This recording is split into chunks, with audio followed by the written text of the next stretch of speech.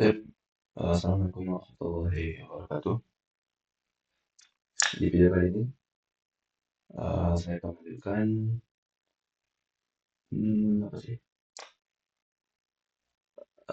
Belajar PHP, dasar-dasar PHP bagian ke-5. Ya kalau nggak salah ke-5. Oke, yang ke-5 dan D4 ya kita akan push hari ini. Nah, untuk D4 kita akan belajar namanya file handling dan include. Oke, kita langsung lihat materinya di sini. Pertama kita akan membahas tentang include dan require, kemudian file handling dan contoh aplikasinya. Nah, pertama kita akan membahas include dan require. Dari artinya saja kita tahu, include itu kita memasukkan, include memasukkan dan require itu membutuhkan. Nah, jadi seperti ini, saya akan contoh seperti ini. Include itu bagaikan bumbu dan require itu bagaikan air panas. Nah, dalam memasak sebuah mie instan, kita perlu yang namanya itu yang pasti air panas dan bumbunya. Nah, saya memberikan pemisalan bumbu itu adalah include dan air panas adalah required. Nah, dari sini kita tahu bahwa memasak mie instan tanpa air panas itu sama aja kayak nggak bikin gitu. Jadi required itu sintaks yang penting gitu. Kita mengambil sebuah file penting itu menggunakan require. Contohnya apa? Contohnya konfigurasi. Sedangkan include itu kita memasukkan file yang gimana ya? Kita memasukkan file yang jika file tersebut tidak apa-apa. Tapi jika file itu dimasukkan, maka itu akan melengkapi sebuah codingan gitu. Contoh, kita punya file dengan namanya header dan footer. Nah,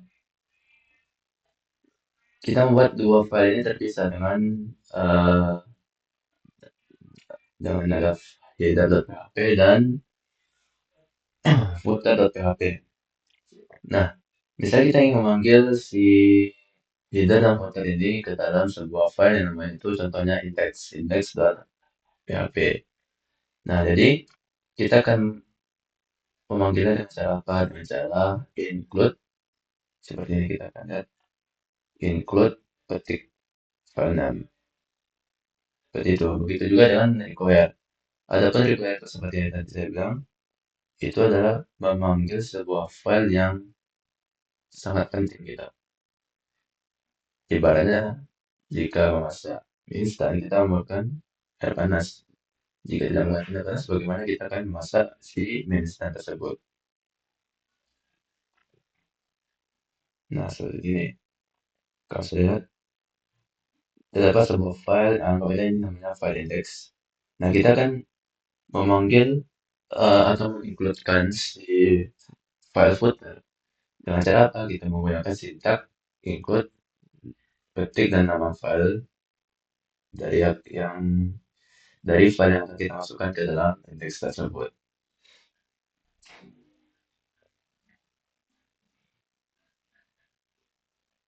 Nah, begitu juga dengan menu. Seperti itu. Jadi kita punya sebuah menu dengan menggunakan sintak PHP. Nah, kita akan memanggilnya dan memasukkannya ke dalam misalnya home.php, home.html contohnya. Nah, jadi kita menggunakan include untuk memanggilnya.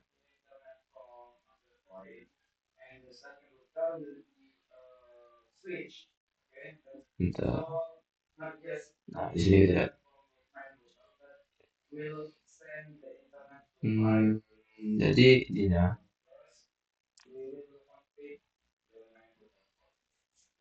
misalkan, bentar,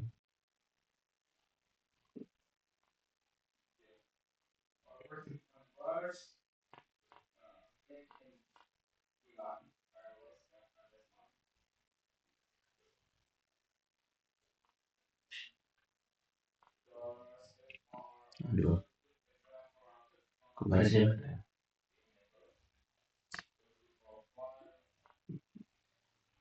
Sebentar guys, hilang ya.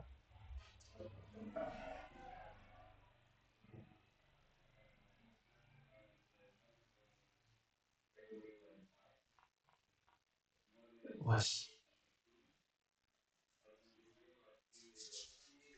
oke, kelihatannya di AI.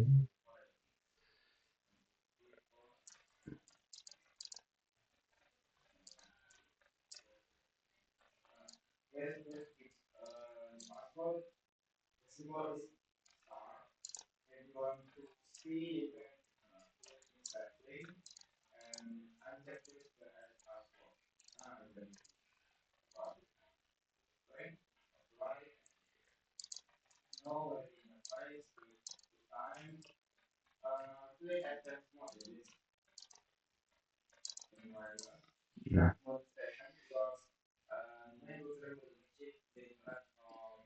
nah itu seperti saya bilang tadi, include dan require itu gunanya untuk menyisipkan file ke dalam PHP.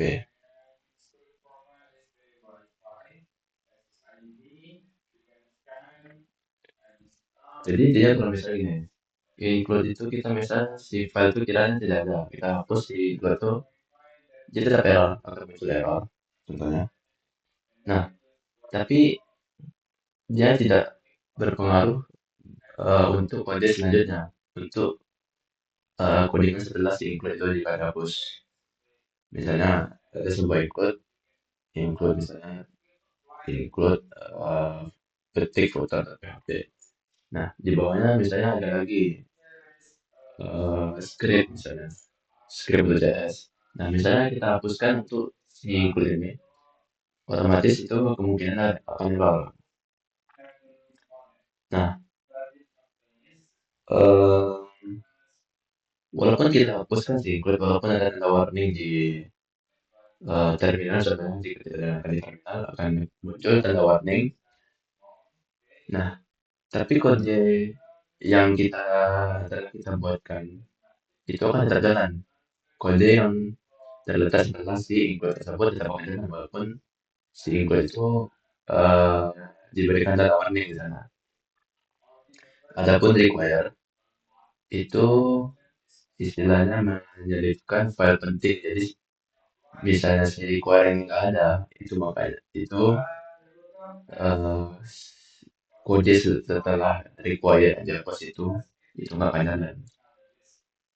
Kenapa? Karena itu bagian penting yang telah dihapus, maka otomatis kode setelahnya nggak akan jalan gitu. Logikanya seperti itu. Oke, setelah ini kita masuk ke oh, file ya. Kayak apa sih istilahnya? File handling.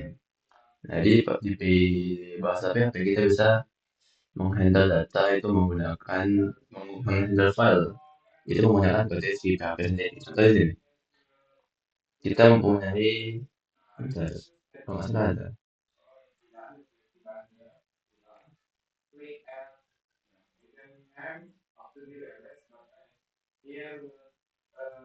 Nah,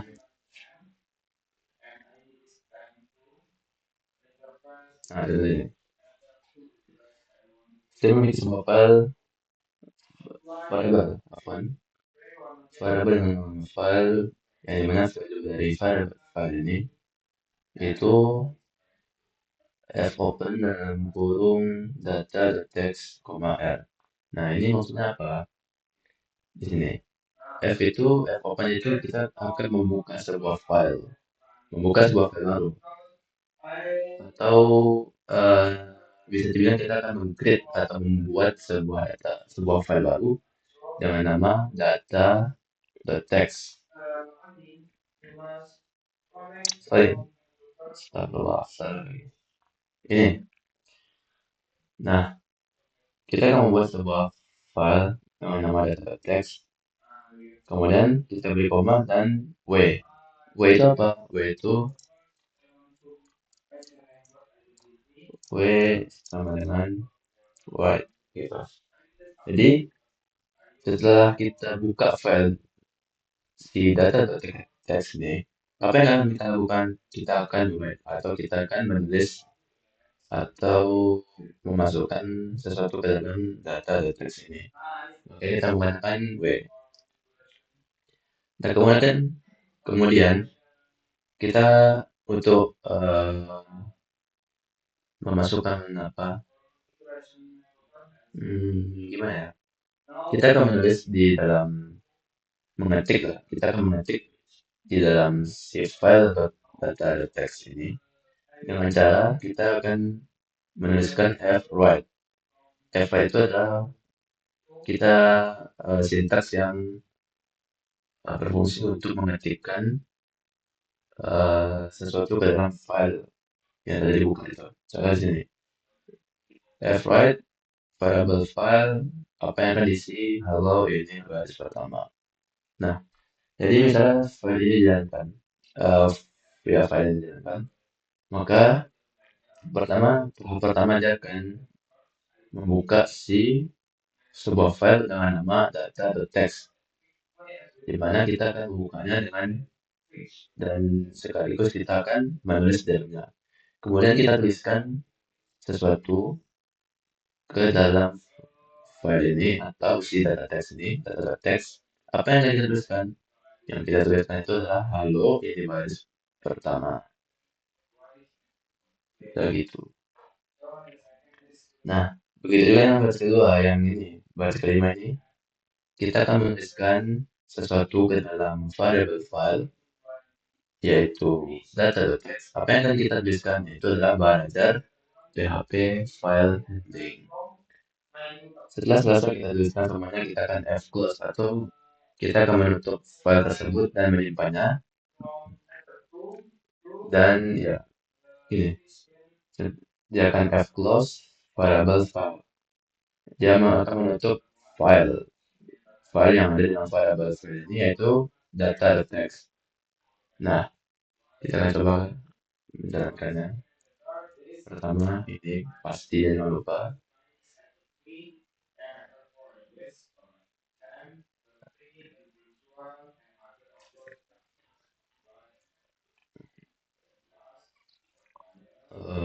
Localhost di IDN dari 4 ini. Nah, di sini cuman yang banget, tapi itu cuman hanya file berhasil ditulis yang ini. Tapi dasarnya semua coding di sini sudah dijalankan dengan baik. Tapi apa yang terjadi adalah ketika codingan ini dijalankan atau ketika write file.php ini itu di running atau dieksekusi, maka dia akan membuat sebuah file baru yang namanya data.txt ini aja. Nah, lalu ini baris pertama belajar PHP file handling. Ini ya. Otomatis jika file ini dieksekusi, maka dia akan otomatis membuat sebuah file baru yang namanya data.txt. Kemudian dituliskan di dalamnya hari ini halo, ini baris pertama belajar PHP file handling. Dan yang akan muncul di tampilan si browser itu hanya echo file berhasil ditulis. Tidak mungkin ini akan tampil juga seperti itu.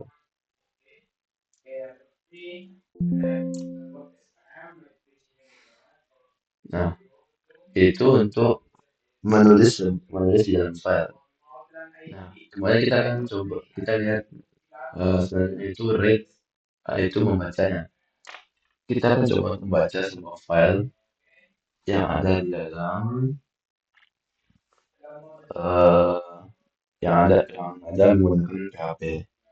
Nah, di sini kita lihat variable file of open data text, r. Ini apa terjadi? Dia akan membuka sebuah file di mana file itu adalah data atau teks. Kemudian dia akan menjalankan perintah R. R itu apa? R itu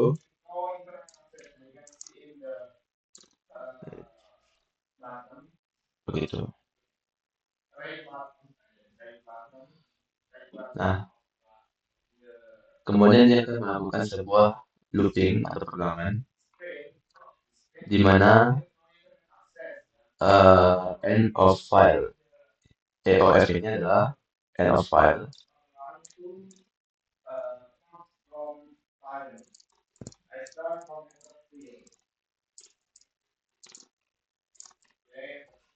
Ini.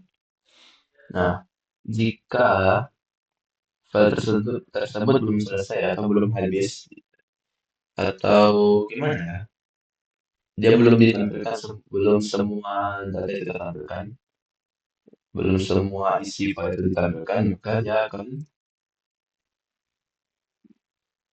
menampilkan gini, ketika akhir dari file tersebut, file apa? File ini, variable file.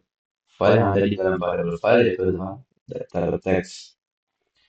Ketika akhir dari file data.txt itu belum selesai, ini belum artinya tidak, yang menunjukkan negasi, maka dia akan membuat sebuah file baru, variable line, fget.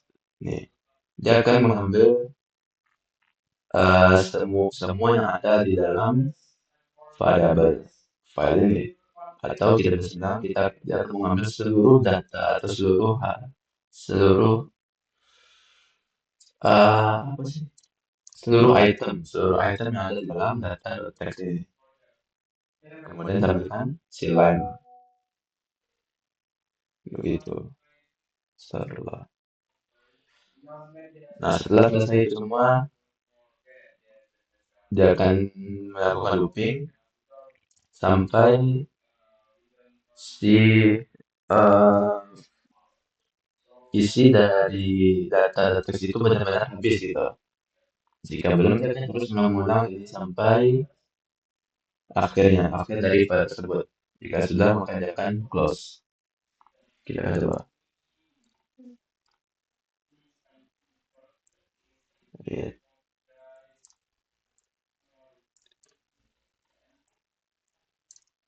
Nah, begini. Dia akan terus menampilkan sebenarnya. Tapi karena saya membuat di sini cuman hanya dua file saja, dua baris, maka dia yang ditampilkan itu dua. Contoh jika saya mau hapus satu, atau misalnya,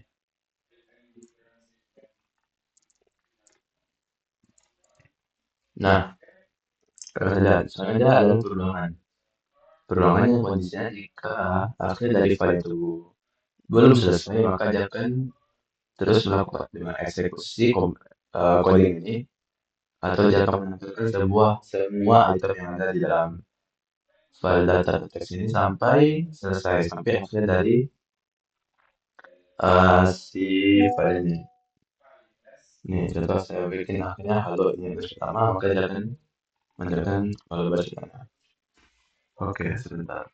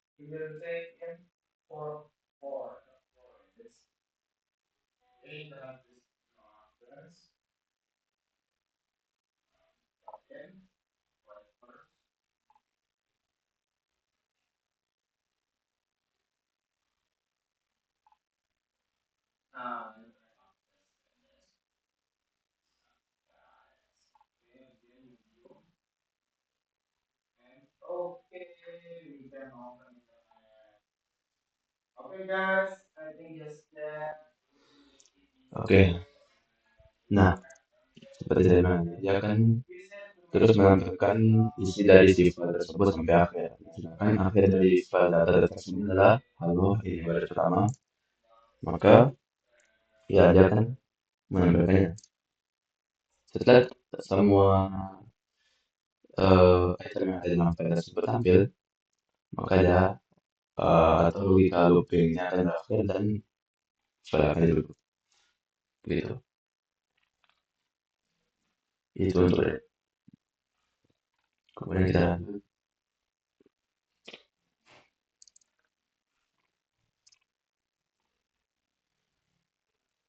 tantangan buku tamu.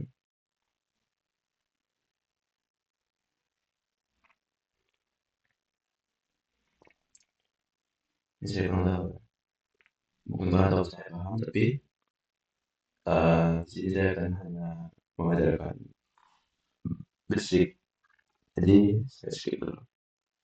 Kemudian kita masuk ke dalam OOP. OOP atau yang itu singkatan dari Object Oriented Programming, atau saya lupa bukan antara itu, antara Object Oriented Programming atau Oriented Object Programming. Nah, OOP itu sebuah kerangka kerja, kurang lebih paradigma sebuah pemrograman. Jadi dia membuat sebuah kode itu lebih terstruktur gitu. Makanya seluruh bahasa pemrograman itu rata-rata, bukan rata-rata, emang jika tidak memiliki OOP maka itu tidak bisa dikatakan sebagai bahasa pemrograman, karena bahasa pemrograman itu harus terstruktur, ada strukturnya dan ada step by step juga. Contoh di sini konsep dasar OOP di HP-HP. Jadi OOP di HP-HP itu harus memenuhi syarat, beberapa syarat. Contoh yang pertama itu harus ada kelas, objek, properti, metode, dan konstruktor. Untuk kelas itu ya seperti cetakan, blueprint. Jadi dia yang akan eh, menampung semua kode yang akan dieksekusi nantinya. Dan untuk menampilkannya dia tinggal memanggil si kelas tersebut. Nah begitu. Kemudian objek hasilnya dari kelas. Maksudnya itu kayak variabel-variabel atau item-item yang ada dalam si kelas tersebut.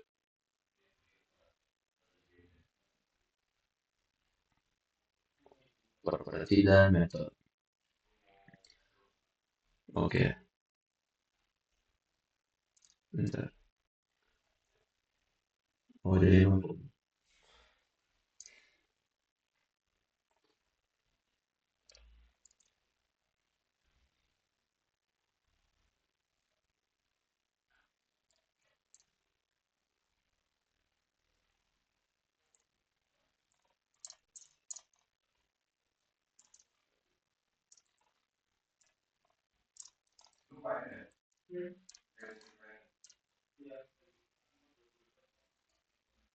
oh, gitu.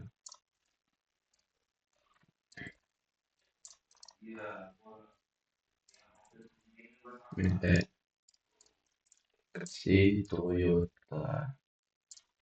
Terus ada lagi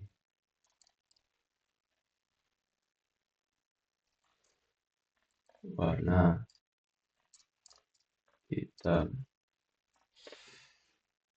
Kemudian kita buat sebuah public function. Itu fokusnya pada return, kita sesuaikan mobil, mobil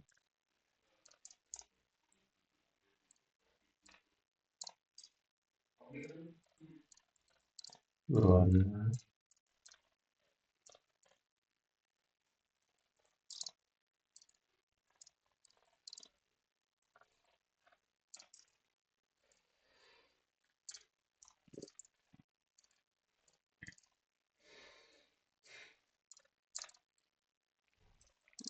mobil Neo dan mobil oke. Eko tampilkan mobil jalan.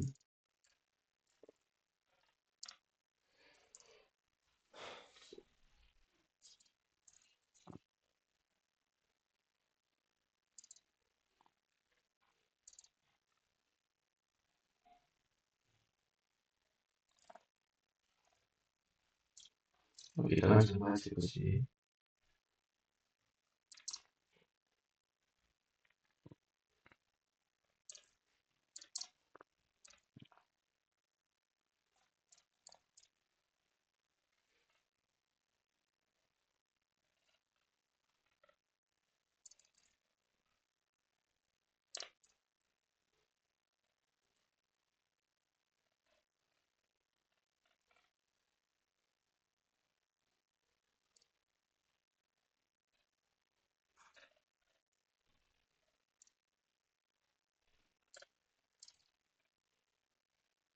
Oke. Kurang seperti ini.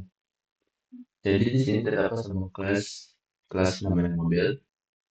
Kemudian di dalamnya ada objek. Nah, semua eh, item yang ada dalam si kelas itu dinamakan objek.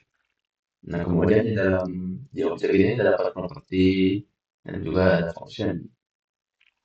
Properti itu seperti variable dan function itu sebenarnya telah kita pelajari. Di sini kita menggunakan public untuk apa? Agar jadi public itu berfungsi agar kita bisa memanggil si data si sintak yang menggunakan public ini di luar dari sus. Contohnya gini, kita memanggil sebuah function yang nama jalan. Sedangkan function nama jalan tersebut berada terletak di dalam kelas mobil. Jadi kita menggunakan public agar si function jalan ini bisa dipanggil atau bisa ditampilkan tanpa harus meletakkannya di dalam kelas. Gitu. Kita akan menampilkannya di dalam kelas, jadi kita menggunakan public function sebelum kita menuliskan si functionnya itu.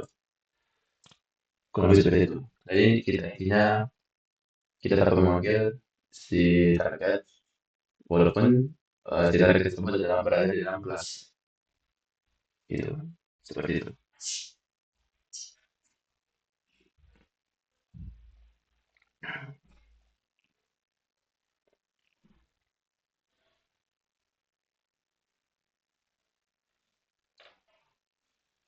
Kemudian objek multiply. Semua yang sama. Kalau itu agak berbeda.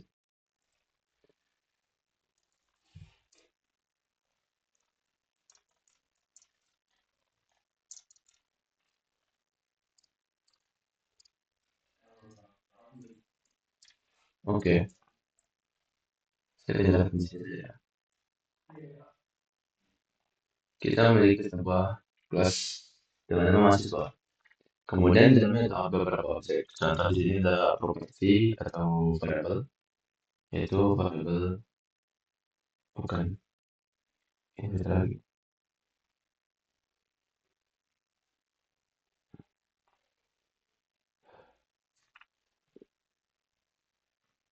Oh iya, betul.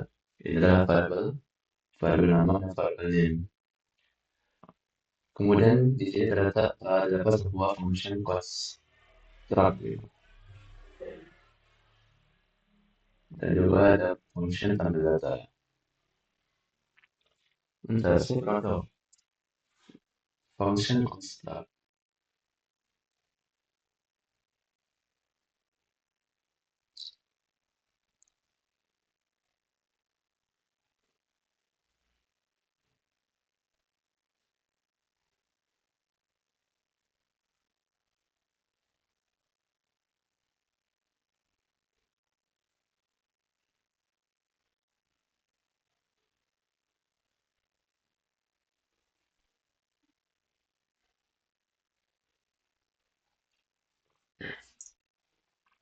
Jadi dia gini, ini salah satu bentuk OOP yang ada dalam PHP. Jadi dapat kelas mahasiswa dan juga properti, objek, dan function gitu.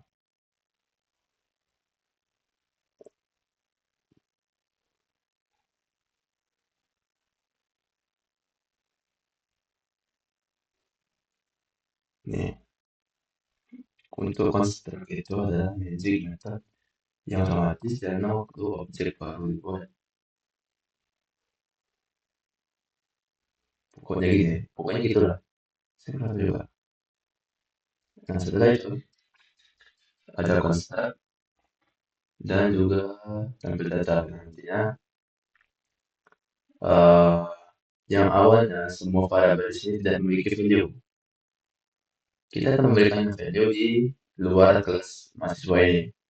Di sini value pertama value M1 itu nilai mahasiswa, kita akan membuat kelas mahasiswa baru dengan value ND dan 1 2 3 sebagainya gitu. Maka yang akan tampil itu untuk M1 itu data nama ND name 1 2 3. Begitu juga dengan mahasiswa baru. Kita ini name itu maksudnya kita akan mengcreate eh, kelas mahasiswa untuk value ini gitu. Jadi kalau M1 di variabel M1 kita akan membuat kelas mahasiswa,